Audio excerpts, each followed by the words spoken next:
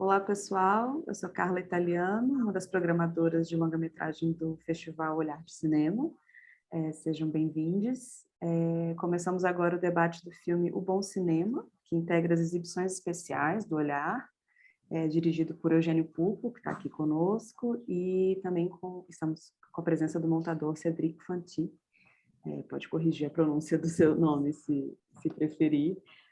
Enfim, agradeço demais a presença de vocês aqui hoje. Olá a todos, é um prazer estar aqui, muito feliz por essa oportunidade de conversar com os espectadores interessados no bom cinema e no Olhar. Obrigado ao Olhar pela seleção, a todos os curadores. Cédric Fanti. Olá a todos, é um prazer participar do Olhar 2021, festival que a gente admira muito. Obrigado. Ótimo, pessoal. Enfim, tem muita trajetória de vida e de cinema impressa nesse filme, impressa aqui nas duas pessoas que estão presentes, Eugênio Pupo em particular, então acho que são vários caminhos que a gente pode seguir. Talvez um primeiro que eu apresentaria para a gente começar uma conversa a partir de uma frase do Carlos Reichenbach, que está no filme.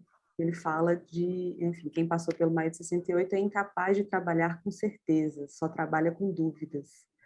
E eu sinto isso muito transposto para a própria forma do filme, para a proposta estética mesmo do filme, né? Em conjunto com uma certa ideia de colocar-se à deriva, de permitir-se estar à deriva, junto a esses personagens, né? Então, como esse desejo de talvez trabalhar menos com certezas, não com certezas, e sim com dúvidas, se reflete, de certo modo, no filme, tanto no seu processo, né, de montagem, quanto no seu resultado, enfim. E aí fiquem à vontade também para puxar informações a respeito do processo, como ele foi realizado.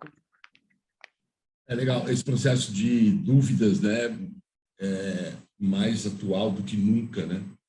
Então, o filme faz essa conexão também, né, com essa época desse cinema, né, nos anos 60, pós-ditadura militar, e essa necessidade de se expressar a qualquer preço, né? Isso tudo, o filme também tem essa ideia, né, de recuperar, de resgatar a importância desse cinema e mostrar a importância dele hoje para as pessoas, para muitas pessoas que não conhecem esses filmes, né, esses realizadores, e a que custo, né, que eles fizeram esses filmes um momento extremamente difícil, né, tanto econômico quanto político.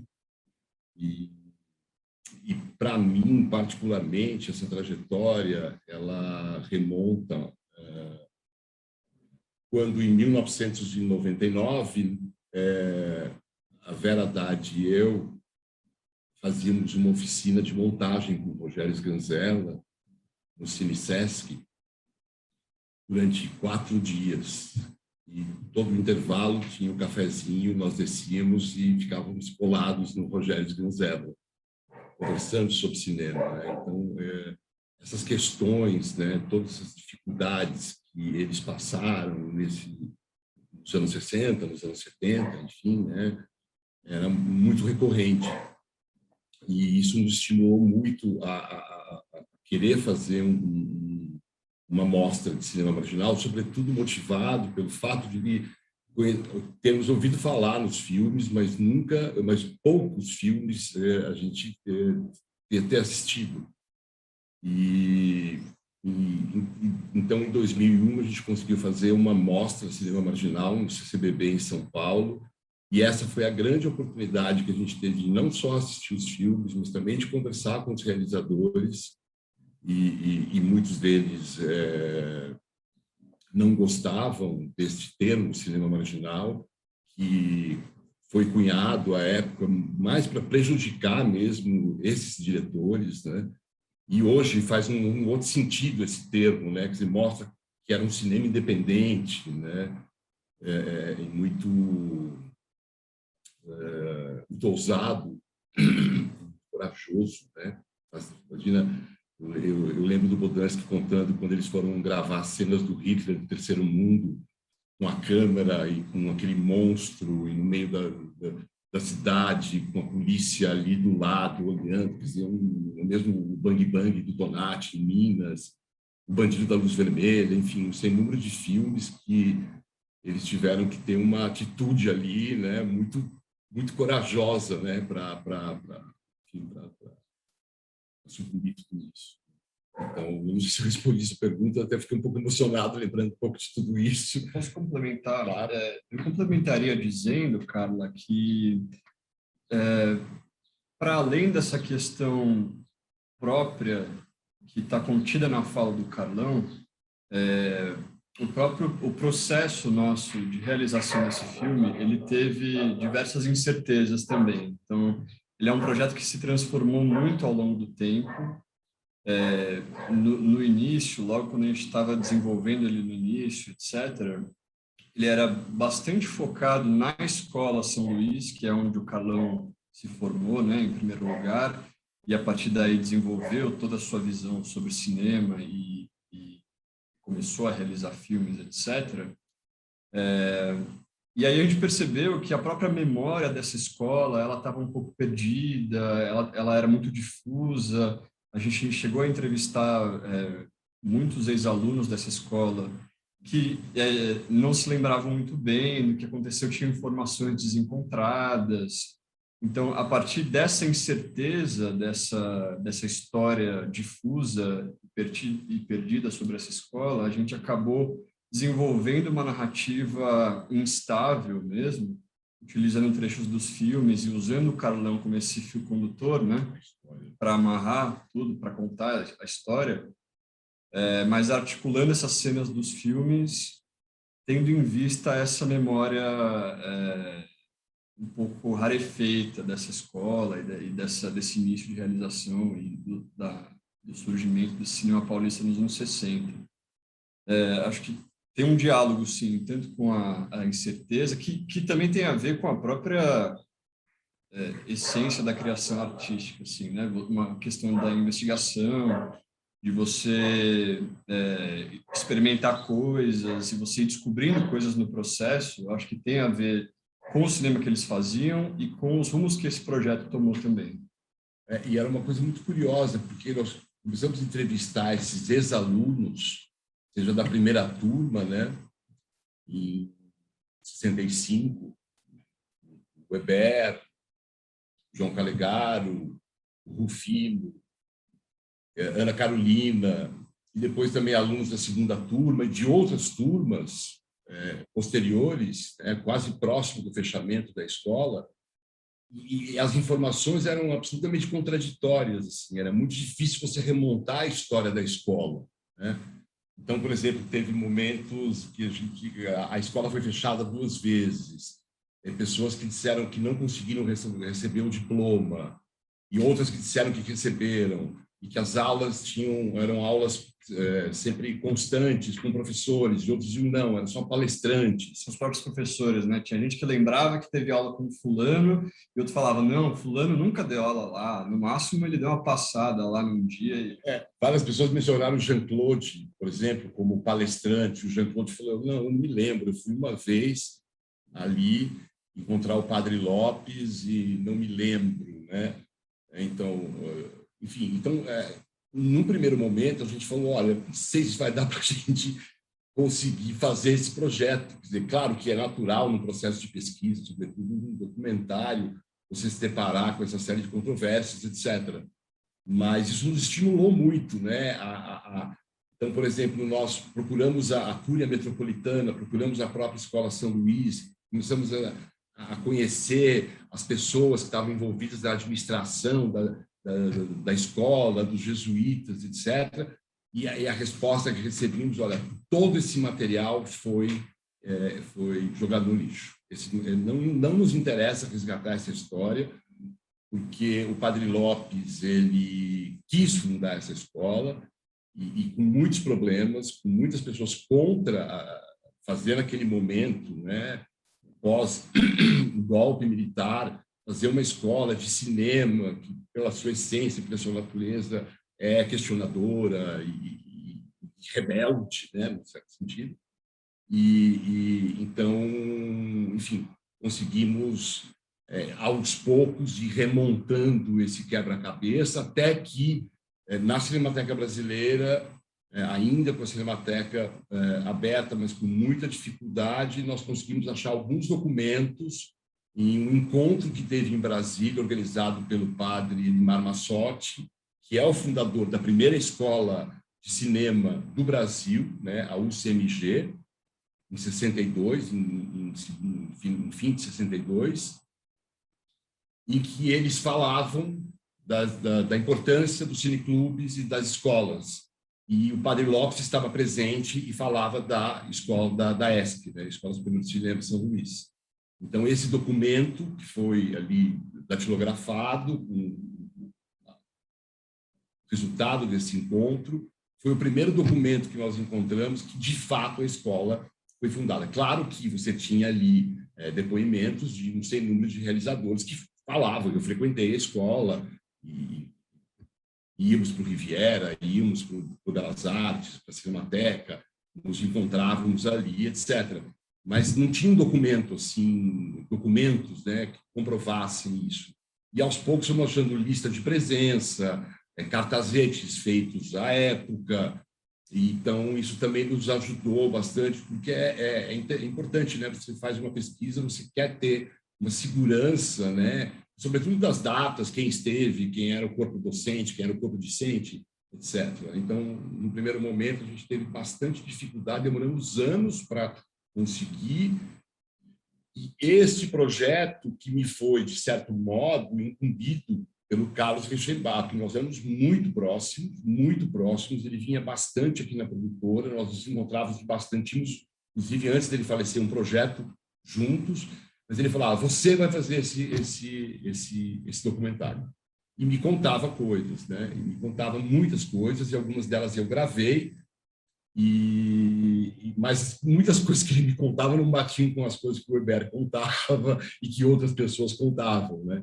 Ele tinha ali uma coisa, uma vivência muito particular, né? Uma escola que pregava um padrão moralizante, né? Que dialogava muito com o evangelho, né? da Igreja Católica, dos jesuítas, etc. E a ideia de se fazer um cinema que desse de costas a tudo isso. Seguir para a próxima. Vários caminhos possíveis, assim, ótimo escutar vocês. Talvez, enfim, incrível essa história que o Eugênio traz agora, que, enfim, essa incumbência de realizar um filme, que era justamente uma das perguntas que eu ia fazer, assim, de onde parte a ideia, o desejo, o mote, e nada mais condizente com o próprio filme e talvez com a própria história desse cinema marginal, pós-novo, enfim, o termo que se queira usar como incumbência direta do próprio Carlos. Eu arrumei muita confusão, porque teve pessoas que ligaram o telefone na minha cara, e que, quando eu quis fazer essa amostra em 2001, Marginal é a mãe, desligaram o telefone na cara, não queriam participar, mas aos poucos a gente foi mostrando o nosso desejo, né, de querer mostrar esses filmes em película, né? A Cinemateca foi fundamental, a Cinemateca do Manrio, né? O Carlos Roberto Souza, Hernani Hefner, né? O Arthur Altran, pessoas que foram muito preciosas nesse momento. Eu, por exemplo, não estudei cinema, né? A minha formação é teatral. Eu fiz teatro desde 17 anos, né? Eu fiz parte do primeiro grupo de teatro do Sesc Pompeia, com 17 anos. E lá tive a oportunidade de assistir muitas peças, né? O Percevejo, né? do Luiz Antônio, o irmão do Zé Celso, né? Que tinha Dedé Veloso, Cacá Rossetti, Denise Stocks. Então, esse movimento, e isso o Carlão se refere muito a esse caldeirão cultural, né? Então, aquilo para mim foi muito importante, né? Eu sou de uma geração que queria fazer cinema é muito difícil de se fazer, e tal. E aí, quando eu fui mostrando para as pessoas que eu tinha um interesse em assistir os filmes, e o que me motivava no primeiro momento era exibir esses filmes para que as novas gerações os assistissem, e eu também, muitos deles, que a gente acabou vendo muitos deles na mesa enroladeira, na Cinemateca, outras em cópias piratas de VHS em péssima qualidade e tal. Eu falei, não, a gente precisa projetar esses filmes dignamente, né? Precisa fazer mesas e etc. E isso foi o que que nos permitiu abrir esse caminho, né? E a minha pesquisa, na verdade, ela começou a fazer sentido, porque eu falei, puxa, eu vejo aí uma possibilidade de fazer um documentário. E já na Mostra Marginal, em 2001, eu comecei a gravar com a minha câmera muitos depoimentos, né? Muitos depoimentos. Foi uma mostra muito interessante, porque a gente, praticamente todas as sessões, nós tínhamos os realizadores apresentando, abrindo as sessões. Carlão, na época, não estava, porque ele estava fazendo uma cirurgia no coração. Foi um momento muito triste e preocupante para todos nós. Mas o Rogério, Eliseu Visconti, enfim, muitos cineastas estiveram presentes às sessões, abrindo as sessões e depois conversando com o público. Jaro Ferreira, foi muito emocionante, né, naquele momento. Fora ter o Jean-Claude Ismail, né, todos esses, o Arthur Altran, esses grandes pensadores, né, do cinema, e eu aprendendo muito com isso, né? Aprendi muito, inclusive, com o Rui Garnier, o Hernani Hefner, pessoas que eu tinha dúvidas sobre determinados aspectos desse cinema, e eu perguntava, e eles deviam pensar, né, como que esse cara está fazendo uma amostra desse cinema, fazendo um livro, e uma série de debates, e ainda com essas dúvidas, porque, de fato, a gente não tinha, né, tinha informações suficientes, a internet era uma coisa ali precária, etc. Mas aí, quando a Folha se interessou por fazer dar uma capa no finado Caderno Mais, né? Nós somos capa do Caderno Mais, com 2 ensaios que eu havia pedido, um para o Ismail, outro para o Jean-Claude, no Caderno Mais, isso 3 semanas antes da mostra, aí o gênio saiu da garrafa. Então, todo mundo falou, puxa, de fato, esses caras estão fazendo alguma coisa para valer, né? Mas até então a gente tinha dificuldades para pessoas autorizarem as cópias, para a gente localizar essas cópias, né? E a gente montou uma verdadeira estrutura muito maluca, assim, no hotel, a 3 quarteirões do Centro Cultural, onde tínhamos 3 quartos, um quarto climatizado com estantes, com todas as cópias que a gente ia recebendo da Cinemateca, e um outro que tinham revisoras que trabalhavam com a enroladeira para ver se estava tudo certo. Quer dizer, as cópias que não vinham da Cinemateca, porque já vinham revisadas, mas que estavam embaixo da cama, literalmente, do cineasta. Então, isso tudo para dizer que foi um momento em que a gente teve essa oportunidade de conviver com esses realizadores muito de perto, e depois ficamos amigos, né? A grande maioria desses realizadores foram meus amigos, assim, de encontrá-los, assim. E muito importante essa descoberta e ver os filmes de fato na tela grande, em película, e eu vi os cineastas falarem sobre o processo de feitura desses filmes e tudo isso. Você absorveu tanta coisa nesse processo das mostras que na hora de fazer o filme foi até uma coisa natural, assim, né? Você tinha uma familiaridade com a temática e com o modus operandi desse cineasta. Essa coisa de esconder o filme debaixo da cama. Todas essas histórias também exemplificam a coisa da precariedade, da instabilidade dessa produção, né? Exato, muito ótimo. Exatamente. Não, é isso, assim, o comentário que eu ia fazer, como o processo desse filme, O Bom Cinema, escutando o Eugênio falar agora, assim, ele é atravessado, alimentado, enfim, enraizado nessa experiência que passa pela sala de cinema, de assistir filmes e debater filmes e de conversar com esses próprios realizadores, né, um gesto de cinefilia, de realização de mostra, né, de, assim, estar sempre falando e nunca se encerrar o desejo de debater e lidar com esses filmes, e também, enfim, pensando que o próprio processo de vocês com o Bom Cinema foi também de digitalizar algumas dessas obras, né? Enfim, a coisa dos filmes da produtora Xanadu, como uma intervenção do próprio Bom Cinema nessa história que está se escrevendo também, né? De preservação, de digitalização, de exibição, de debate, enfim.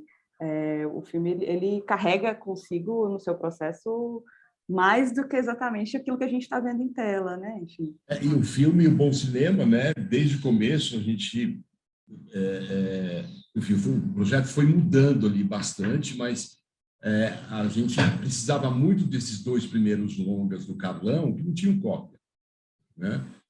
Então, nós achamos um trecho do Audácia, né? O Libertinas, eu tinha visto na Mostra Marginal, não lembrava muito, lembrava, assim, tinha flashes do filme, mas eu efetivamente lembrava muito pouco do filme. E a gente precisava desses 2 filmes para estruturar o projeto, né? Sim. E eu lembro que demoramos mais de 1 ano para conseguir liberar essas cópias, porque a Cinemateca já estava naquela situação de precariedade, com poucas pessoas, com uma demanda muito alta, sem a estrutura, né? Já era um fechamento anunciado, né? Uma coisa impressionante, mas eu trabalhei na Cinemateca, eu enfim, fiz muitas coisas, né? A minha vida de mostras, todas as mostras do Candeias, se não fosse a Cinemateca, se não fosse a Cinemateca do Manrio, não fosse essas 2 entidades, CTAV muitas vezes também, a gente não conseguiria ter feito esses projetos, né? Então, mesmo eu conhecendo a estrutura e as pessoas na Cinemateca, a gente demorou mais de 1 ano para conseguir retirar. E retiramos no dia em que, lembra que nós fomos de carro buscar, ele ligou e falou, olha, a Cinemateca vai fechar por causa da pandemia. Não sabemos quando vai abrir. Se quiserem vir pegar, é agora. Vou sair daqui a 1 hora daqui com as portas fechadas. Eu lembro que eu peguei o carro com o Cédric e o Matheus, né, que o Matheus Sundfeld, que é meu parceiro aqui também na época, fomos a 1 milhão por hora na Cinemateca, pregamos os rolos, o protocolo. E aí depois tive que convencer a Cinecolor a fazer a digitalização desses filmes com a pandemia, com aquele caos, aquele março horrível, a cidade, as ruas vazias e tudo isso. Eu falei, olha, até isso é uma aprovação, né? E aí, olha, mas como que nós vamos digitalizar isso? Nós vamos fechar. Eu falei, olha, por favor, se vocês não digitalizarem, eu estou ferrado. Meu filme não vai acontecer. O filme é baseado nos 2 primeiros filmes do Carlão e nos 2 primeiros filmes do Rogério, mas principalmente esse do Carlão, As Libertinas de Audácia, né? O Bandido e a Mulher de Todos, mas o documentário, né? Que é um filme ainda anterior ao Bandido e às Libertinas, que é um filme de 66, mas a Helena, a Mercúrio, né? As meninas, né? A Jean e a Sinai já tinham se mobilizado há muitos anos, digitalizado, restaurado, etc. Então, isso não foi nenhum problema ter cópias boas dos filmes dos Ganzerla. Né? Os Ganzerla que, assim como o Carlão, foram pessoas chaves nesse processo, que deram muitas pistas, né, de outros cineastas, de contextualizar melhor esse movimento. Rogério e eu fomos muito próximos, muito próximos. Ele ficou hospedado em casa quando estava fazendo o Signo do Caos. Eu consegui ali com que ele telefonasse um rolo que ele estava precisando telecinar na extinta Estúdios Mega. Ou seja, o Rogério e o Carlão foram pessoas-chave ali nesse processo e que a gente se aproximou muito e era muito importante ouvi-los, né, comentando sobre os seus trabalhos. Né? Já com Candeias, por exemplo, foi uma coisa que ele ficou muito bravo e falou, olha, vai dar tudo errado, esse cinema não vale nada, nunca foi reconhecido. E aí, quando eu tirei a câmera para tirar uma foto, gravar um depoimento dele, ele tirou o capacete, quis jogar o cara, fazer isso, e depois nós ficamos os amigos, assim, de se ver todos os dias, né? Quer dizer, todos com esse sentimento de sofrimento, né? Essa dificuldade toda que eles passaram, com preciosidades nas mãos, né? Fazendo filmes transgressores, irreverentes, revolucionários, enfim, questionando questões sociais, etc., políticas, né? Nesse momento muito conturbado.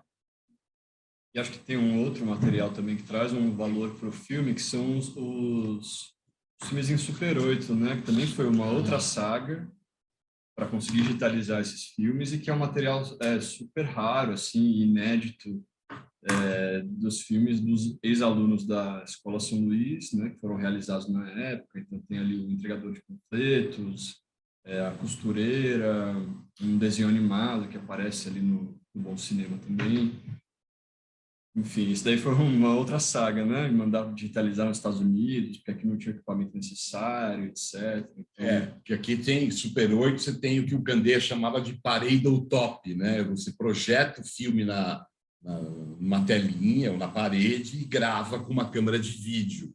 E a gente não queria isso, né? A mesma preocupação que eu tive com as mostras que eu fiz, que são relacionadas ao cinema marginal, seja a mostra da Boca do Lixo, a do Candeias, etc., não exibir cópia baleada. Não, algumas cópias estavam um pouco avermelhadas, que é essa coisa da cópia, com o tempo ela vai ficando meio cereja, né? Meio avermelhada, algumas poucas, mas eu fiz muitas cópias, né? Eu consegui, na época, uma parceria com a Labocine no Rio de Janeiro, e mesmo com a Cinemateca, e consegui fazer muitas cópias novas. Primeiro que não tinha cópia de alguns, e que se tinham eram cópias muito ruins, né? É a mesma preocupação do bom cinema, é ter uma cópia boa do Audácia, ter uma cópia boa dos Libertinas e desses Super 8, né? Que a gente teve tanto filmes de ex-alunos da Escola São Luís, quanto de ex-alunos da Universidade Católica de Minas Gerais, né? Que a gente cruza um pouco essas informações, né? Que, a bem da verdade, o padre Lopes se comunicou com o padre Eidmar Massotti, falando: escuta, como é que você fez essa escola? Eu quero fazer uma que me manda as informações. Quer dizer, ele usa essa experiência assim, bastante empírica, cheia de problemas, né, de uma escola de cinema em Minas Gerais, que nasce para formar em 62 professores, porque começavam a ter uma série de cineclubes, mas não tinham pessoas capacitadas para comentar os filmes, para dar aula nesses cineclubes, né? Cineclubes. Então, a ideia dessa primeira escola foi para formar professores, e depois ela foi ali abrindo para inscrição de alunos, etc., etc. E essa escola de Minas Gerais, que é pioneira, é a primeira, de fato, do Brasil, ela impulsionou o Padre Lopes a formar essa escola também empiricamente, né, cheia de problemas, não registrada. Como é que é essa história do registro mesmo? Que eles não fizeram o registro no MEC. Isso se conecta com toda a polêmica dos diplomas, né? Porque alguns ex-alunos da ESC alegam que eles nunca receberam um diploma e esse diploma poderia ser útil para eles usarem, sei lá, para uma pós-graduação, para um Rufino, por exemplo, né? O Rufino queria estudar no Centro, e para estudar no Centro ele tinha que ter lá um diploma. Então ele entrou na escola para ter esse diploma e ir para a Itália, e não recebeu o diploma. Como não tinha registro no MEC, um registro oficial da criação da escola, do funcionamento da escola, eles não podiam emitir diplomas. Então ficou essa coisa informal, assim, sabe? É uma metáfora para tudo. Incrível, essa história é maravilhosa, enfim, a gente podia passar o dia conversando, assim, porque tem muitos detalhes, muitas... A crítica, né? Esses padres começaram a se especializar, sei lá, o padre Guido Logger, né? O próprio Massotti, começaram a escrever sobre cinema, a fazer revistas de cinema, né? Claro, com esse olhar moralizante. Então, por exemplo, a igreja com a sua rede já bem organizada no Brasil inteiro, fazia essas cópias saírem do Rio e ir para Minas, de Minas para Bahia, Bahia para São Paulo. Só que o que a gente soube é que eles cortavam cenas. Editavam, né? Cortavam porque achavam que a cena era inadequada, né? E que tem ali um diálogo com as encíclicas, né, do Papa Pio XI, né? Uma censura, né? Literalmente. Vigilante Cura, enquanto 36. Ao mesmo tempo era isso que possibilitava que essas produções fossem realizadas, né? A existência dessa escola e esse apoio do Padre Lopes, enfim. E essas cópias circulavam, as cópias circulavam muito, e a crítica cinematográfica impressa nessas revistas, feitas pelos padres jesuítas, circulava muito também, né? Então, foi o primeiro que começa em Minas Gerais, que é uma riqueza enorme, mesmo sabendo que eles cortavam as cenas, mutilavam ali, em alguns momentos, os filmes, algumas escapavam, etc., mas a própria crítica, muitas vezes a resenha do filme, jogava para essa ideia de um cinema edificante, moralmente correto, etc. Né? Mas acabou despertando ali o interesse, né, de muitas pessoas Jovens cineastas. no cinema, né? Eu queria entrar numa outra questão, enfim,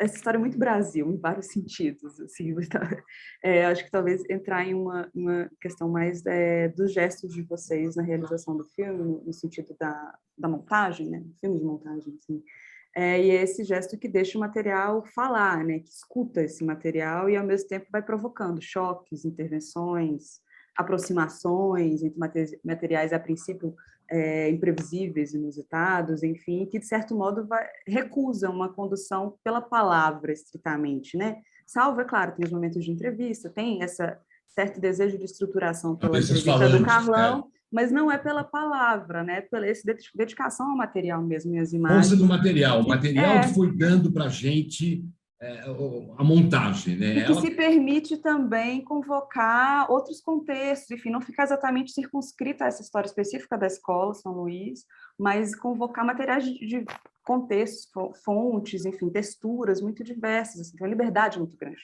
nesse gesto de montagem, assim, que ao mesmo tempo coloca vários desafios, né, de não se perder de vista aquilo que você tem, que você deseja trazer, né. Então, como é que foi esse processo para vocês? Estou falando demais aqui, Josiane falando. Eu acho que um pouco desse processo de montagem, a gente trabalha muito junto, né? O Eugênio também assina a montagem, então é um trabalho muito próximo, muito intenso. A gente sempre vendo os materiais, lembrando de filmes. Então, essa diversidade de materiais que tem, então a gente tem desde ali do prólogo, que mostra algumas coisas do cinema silencioso, etc. Isso tem vai ter uma evolução, né? Mas também tem alguns choques que acontecem ao longo do filme. A gente passa de uma coisa, vai para os anos 30, depois vai para os anos 60, e tem uns retornos, vai para algumas imagens abstratas, com texturas diferentes, como você mesmo apontou.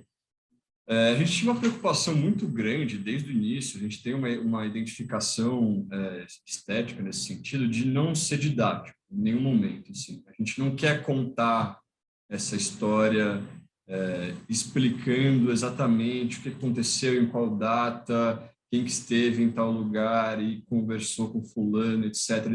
Sabe, tipo, isso tem em momentos específicos do filme que a gente sentia que precisava de alguma informação para que o espectador se mantivesse conectado àquele filme e àquela história. Mas a gente não queria ser didático em nenhum momento, então a gente escolheu deixar as imagens falarem, deixar os filmes contarem, ajudarem a contar essa história.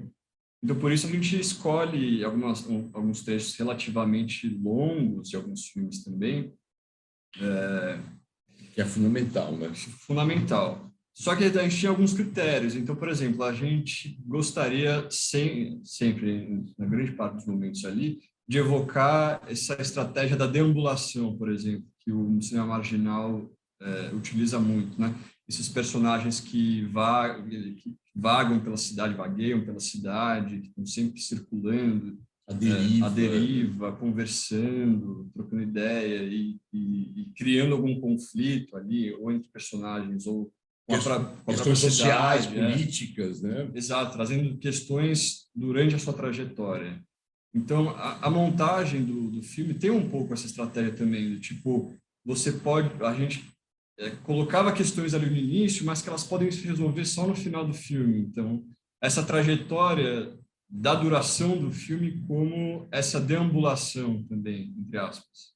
Sabe? Acho que tem muito disso. Isso está muito impregnado nos filmes, isso está muito impregnado no nosso processo também, de como a gente pensou a realização dessa montagem, né?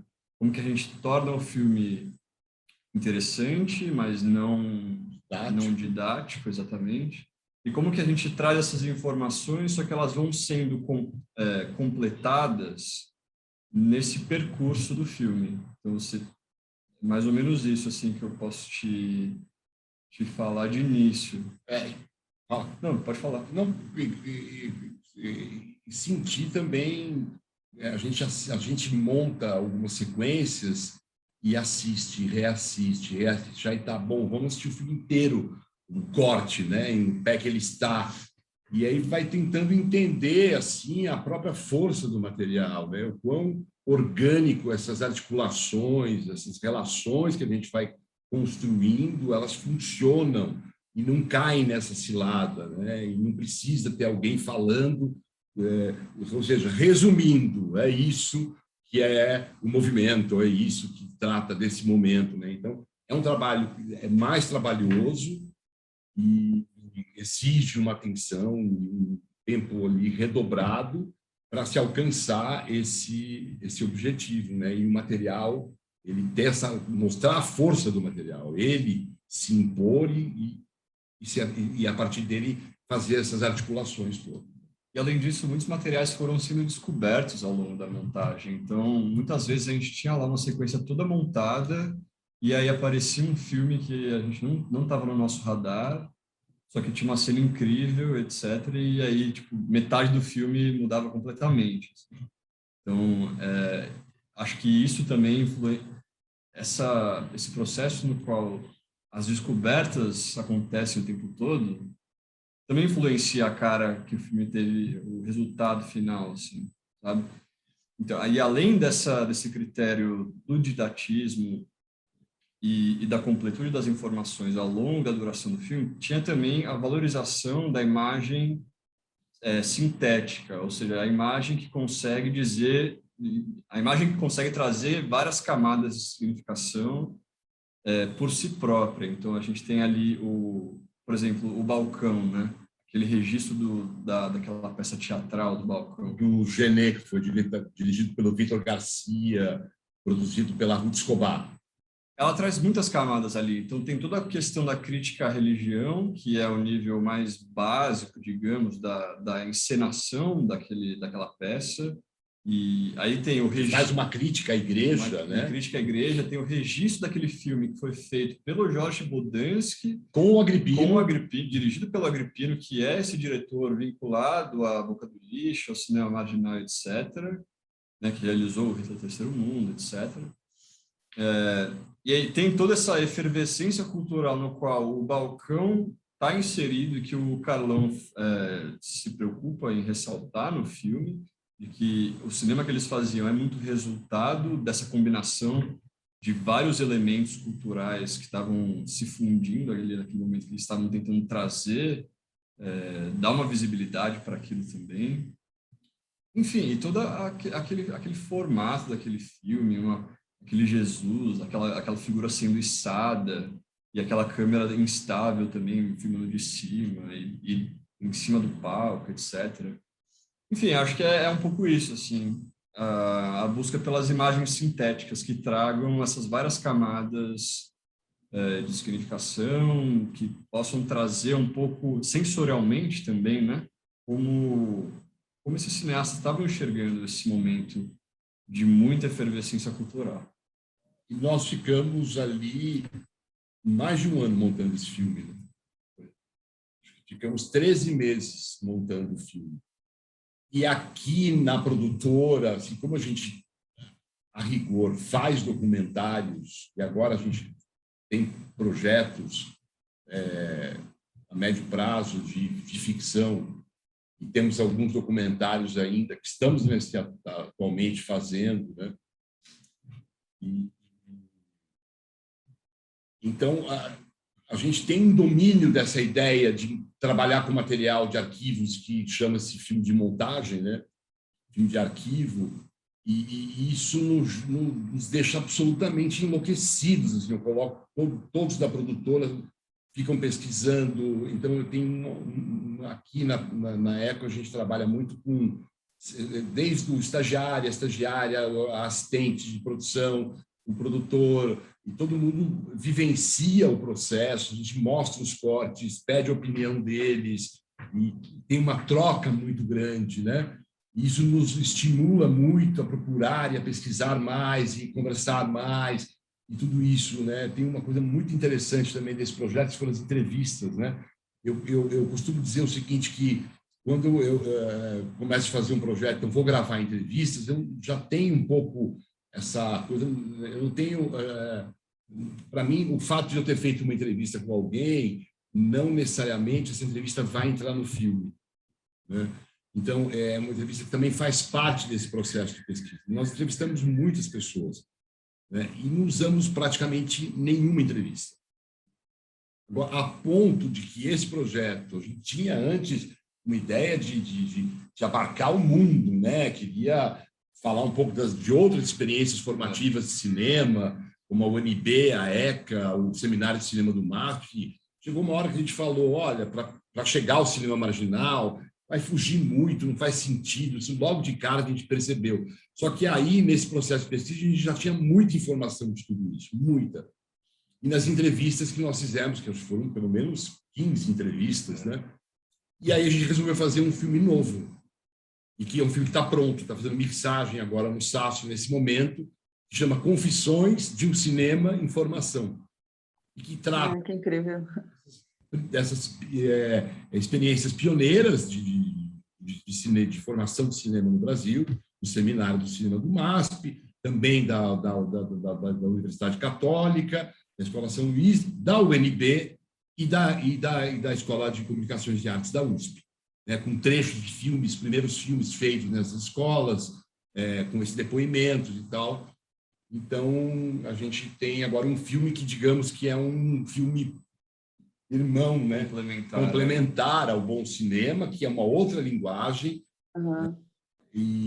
mas que é um filme que eu sempre quis fazer, e um filme que pode ser visto daqui a 200 anos. Um filme que todas as escolas de cinema, na minha opinião, têm que assistir, né? O bom cinema, claro, né? O próprio Oswaldo Candeias do cinema, esses filmes todos que fizemos, mas de modo que não sejam filmes datados. Esse filme interessa até agora já passou, né? Então, são filmes que remontam essas histórias, né? E que são e serão muito úteis para estudantes, universitários, interessados em cinema, em a cidade, os movimentos, etc. É um projeto de muito fôlego, enfim, é ótimo saber que tem esse outro filme, Irmão, em caminho, em processo, atingindo outros públicos também, né? Dialogando com outras pessoas, assim. A gente está se encaminhando um pouco mais para a parte final, infelizmente, da nossa conversa. Legal. Eu tenho 2 perguntas que eu vou emendar as 2 juntas e vocês, né, respondem pelos caminhos que preferirem, assim. Desculpe se a gente falou muito. Não, eu adoro. Na verdade, é isso. Esse momento é para falar muito mesmo e né, permitir que o público se aproxime do filme. Talvez uma primeira, assim, é impossível, assim, a gente não falar do contexto atual que a gente está passando em relação à Cinemateca, em relação a essa, enfim, não só atual, né, que existe há décadas, essa política de apagamento que ronda a memória do cinema nacional desde sempre, enfim, que está ligada à preservação, mas que agora se explicita talvez publicamente, internacionalmente, de uma maneira mais direta com esse incêndio da Cinemateca, e o Eugênio já falou também dessa dificuldade que foi pegar as cópias para digitalizar no começo do processo do filme, né, que foi tipo, a Cinemateca vai fechar, e enfim, é sempre esse risco de nunca mais abrir, né, e esses filmes nunca mais existirem, nunca mais termos acesso a eles, assim. E como é que vocês veem esse filme dentro dessa historiografia mesmo, como esse gesto de intervenção mesmo, assim, um gesto de dialogar com essa memória do cinema e de, enfim, trabalhar com esses arquivos de modo a, não só com os arquivos, mas com a história, como você está falando agora, a história de formação, né? A história de uma escola, que é a história menor da história menor, né? Enfim, que nunca é considerada exatamente importante, enfim. Como vocês veem o filme como um gesto mesmo de afirmação, de intervenção, de importância frente a essa política de apagamento, né? Enfim. Já pelo sério, eu estou falando. Eu vejo o filme como um gesto deliberado de crítica a uma situação atual de precariedade, mas também eu não diria que é um gesto de esperança, porque eu acho que o filme ele tem um tom relativamente melancólico, mas eu acho que é um gesto de valorização, digamos, um gesto de dizer que é possível e que existem estratégias possíveis para se realizar, fazer cinema apesar de tudo, assim. É claro que a gente não deseja que essa precariedade ela se impregne da produção, ou que ela impeça a produção. É claro que a gente não deseja isso para o país. A gente deseja que o nosso cinema seja cada vez mais valorizado, cada vez mais exista um investimento para a preservação e a realização. Mas eu vejo o filme, sim, como esse gesto deliberado de valorização mesmo e de crítica também. A cena inicial, para mim, ela é bem emblemática disso, assim, que é aquela imagem toda estragada, assim, soltando a emoção, né? Que é, de fato... Como se mostrasse a cicatriz mesmo da imagem, né? É exatamente isso. Cicatriz, aquilo lá é o resultado de anos e anos de descasos. Só que, por outro lado, você consegue enxergar uma imagem aparecendo ali depois de um tempo. Então, depois de alguns minutos daquela emulsão, etc., insistente, ali você vê uma imagem aparecendo, um pouco repetitiva ali, sabe? Ela não se consuma, mas ela está ali, você percebe que ela está ali. E eu acho que isso é emblemático. Assim, eu acho que isso coloca um pouco o tom, né? Posicionamento do filme logo de caras, sabe? Eu acho isso. Esse filme é um ato de resistência, né? Acima de tudo, esse resgate, né, de tamanha importância, né, desse cinema e com essas questões que são ali tratadas, né? Enfim, você sabe que eu ando tão aturdido com os acontecimentos do país, mas claro que muito me toca essas questões relativas à cinemateca e à preservação, né? Por exemplo, que eu não sei, para mim eu não sei, é uma coisa que mexe muito comigo, assim, me emociona muito, é muito sofrido, porque o que eu sinto é que este governo, né, desse presidente Jair Messias Bolsonaro e esse secretário do audiovisual e toda essa corja ali que está envolvida nesse governo, pegou o nosso coração e trancou, né? Quer dizer, não existe... É uma situação muito, muito difícil.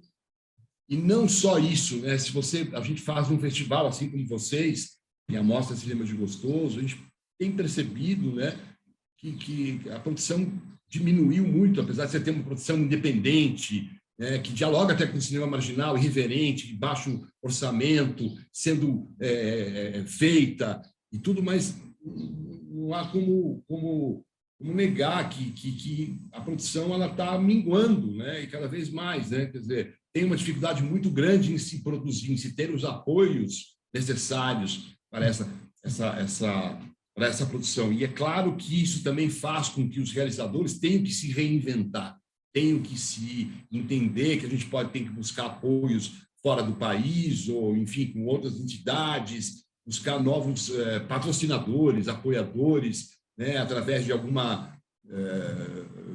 apoio. Eu ia falar de lei de incentivo, né? Que lei de incentivo, né? Tudo travado, né? Que incentivo, né? Que incentivo, né? E se o próprio incentivo que existe é execrado, como se nós fôssemos bandidos, etc. Mas o ponto principal, eu acho que é isso. Por exemplo, a época em que a gente fez essa mostra de cinema marginal em Portugal, na Cinemateca Portuguesa, Portugal está passando por um momento muito difícil naquela época, em 2012.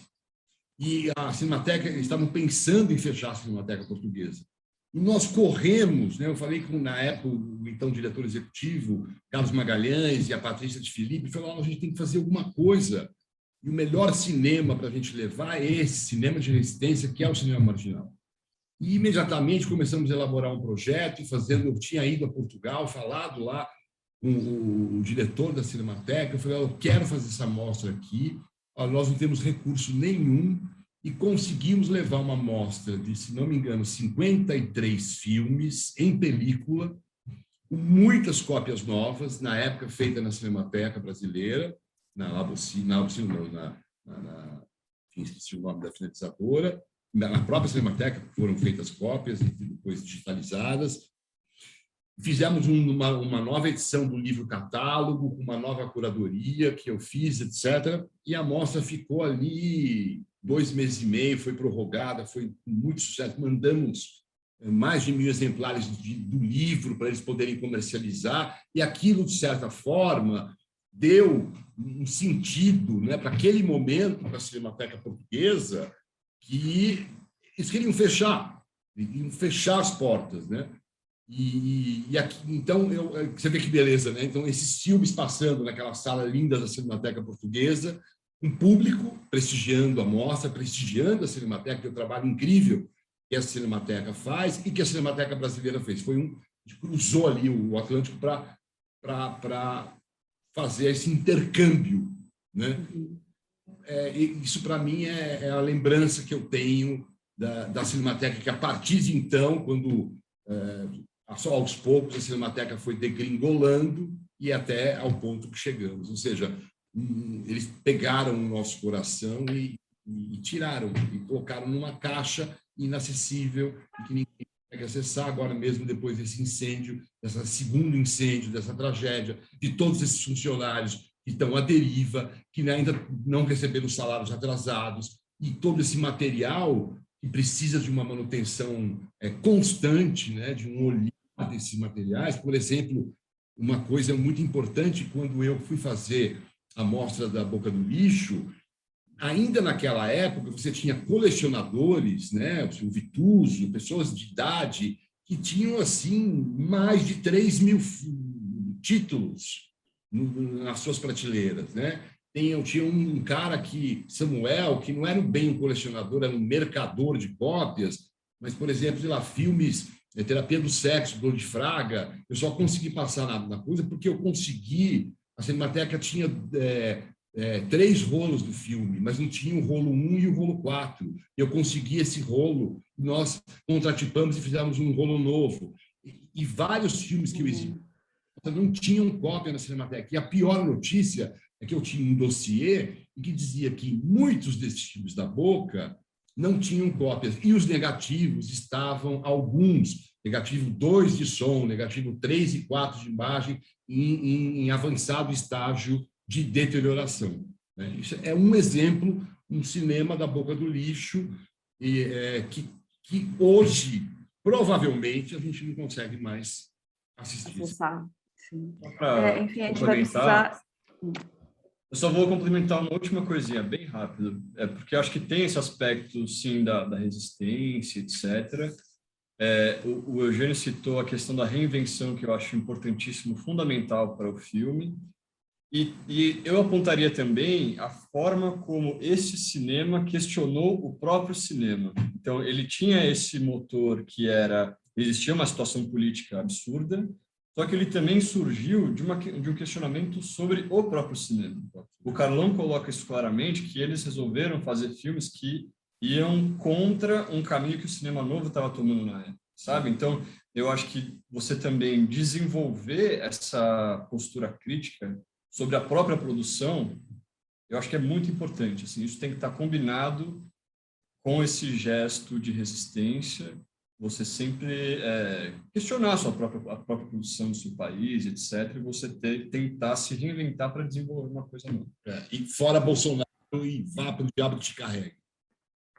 Com certeza, fora demais. É isso, obrigado. Gente, muito obrigada. Eu acho que, né, as palavras finais de vocês foram isso, esse legado que esse cinema nos deixa e que o bom cinema nos permite acessar de alguma forma. Eu queria só agradecer em nome do festival a presença de vocês, a disponibilidade em conversar, a generosidade nessa troca, e vida longa ao filme. Obrigado. Muito obrigado. Desculpe, viu, qualquer coisa, vocês cortam aí. Mas a gente quer que tudo que a gente falou esteja aí mesmo, fique um pouquinho maior. Obrigada, gente. Cara, foi um prazer te conhecer, já ouvi muito falar de você, vi coisas suas e tudo. Para mim foi um prazer e uma honra estar aqui trocando essa ideia, Cédric e eu com você. Muito obrigado. O prazer foi meu, foi ótimo. Muito obrigada mesmo. Aprendi muito. Viva, longa vida ao olhar.